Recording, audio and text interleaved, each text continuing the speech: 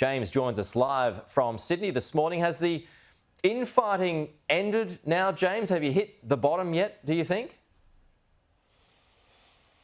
Well, Pete, what I'm arguing is it's perfectly normal and healthy after the Liberal Party's worst defeat in our 81-year history for there to be a period of public debate and discussion about the future direction of the party. And that's happening right now, and I've made my contribution to it last night.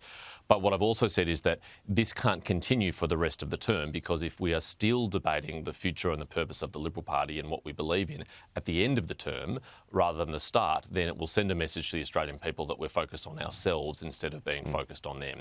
So there's a time limit to these things. Colleagues should make their contributions now, not at the end of the term. What do you believe in? I think it's very clear what the Liberal Party believes in. It's set out very clearly in our We Believe statement. It is in the fundamental freedoms of the individual, the right to speak, the right to think, the right to believe. It is in the principles of free enterprise, about aspiration and entrepreneurship. It's in the principles of the family as the most fundamental unit of society. It's in the fundamental institutions of our Westminster system of democracy, in our cultural icons like the flag and Australia Day and the Constitution. These are things which virtually every Liberal would agree on and which we should be able to unite behind. I'm advocating that we continue the classical Liberal Conservative fusion which has served us so well for 81 years, rather than abandoning it for what I think are very false choices. So is that to keep culture wars alive? Well, this term culture wars is used in a lazy way to shut down debate on issues where actually the Australian people largely agree with us. Most Australians support Australia Day. Most Australians support the Anzac tradition. Most Australians support our flag. Most Australians support our Constitution. We are on the right side of that issue, and those who advocate the Liberal Party become a free market version of the Teals and we stop fighting so-called culture wars are really just advocating that we surrender in those culture wars, that we allow the left to dictate the terms of social and cultural and identity issues. I don't think we should. Of course, the economy should be at the heart of our offering, but it cannot only be about the economy. Otherwise, I think we become quite a hollow and soulless party that only speaks to people's material aspirations, not their other aspirations. When you run through those core beliefs, James, freedoms, free enterprise, aspiration, family, flags, etc., how different do you think all of that is to what the Labor Party's offering? I think it's quite different, actually. I think there's a pretty fundamental philosophical difference between Labor and the Coalition. But to be candid, we haven't always reflected our values in our policies. And so I understand why there are supporters of the Liberal Party out there who say we don't recognise the difference between Labor and Liberal. There's fundamental philosophical differences, but when our policies converge, it confuses the electorate. And some tactical mistakes were made last term where, for example, we supported higher taxes, which is totally against what the Liberal Party and its values stand for. So we need to be clear about our values, and we need to make sure our policies are always consistent with them. Well, but also matching spending, which is getting out of control.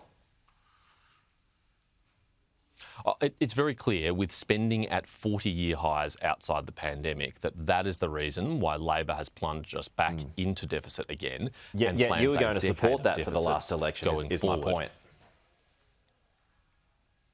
Well, over the 4-year forward estimates, we actually did offer a better budget bottom line, but there was a lot of spending that we matched from Labor in the last term, and it is now clear what the consequences and costs of Labor's decisions are, because revenue is actually at 25 years high, and last time revenue was this high, it was when Peter Costello was Treasurer, and he was delivering huge budget surpluses, and soon after offered really big income tax cuts.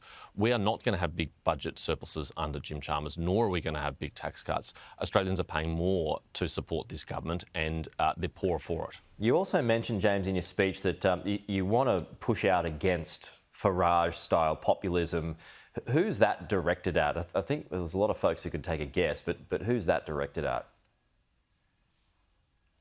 To be really clear, it is no one within the Parliamentary Liberal Party, which has been speculated about in some of the coverage. Yeah. It's actually voices outside the Parliamentary Liberal Party who don't have our best interest at heart, who are giving us very bad advice, who are telling us to follow the Reform UK model, which is a matter for the UK if they want to go down that path, but which includes the nationalisation of the steel industry, of utilities, which includes significant increases in public spending. The Liberal Party was founded to oppose nationalisation. That was one of the reasons why Menzies built the Liberal Party, to defeat the Chifley government's attempt to nationalise banks. We cannot be following the path of others from overseas into a populist economic conservatism, which would leave Australians worse off, not better off. Right, so that wasn't a shot at Andrew Hastie or Jacinta Price. No, Andrew and Jacinta are two of my closest friends in the federal parliament. You know, Andrew and I, particularly back to 2017, bonded over our mutual stand against the China extradition treaty. We were banned together from China in 2019. Yeah. And there's not a single strategic question, which is the biggest question facing Australia, which he and I disagree on. Just a final point, James. Erica Kirk speaking now in the US, but I just want to ask you about nuclear, because you mentioned it in your speech, and given there's this global return to it now because of AI demands, but it was rebuked by the electorate for the most part in May. How realistic is that now in Australia?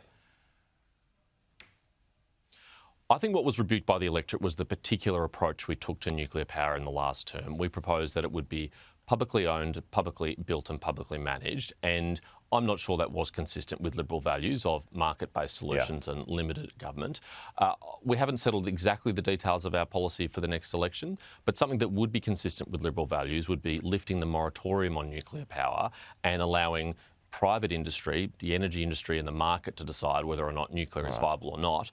I suspect there'll be a very good business case for it in the future if we want to participate in the AI revolution which is occurring.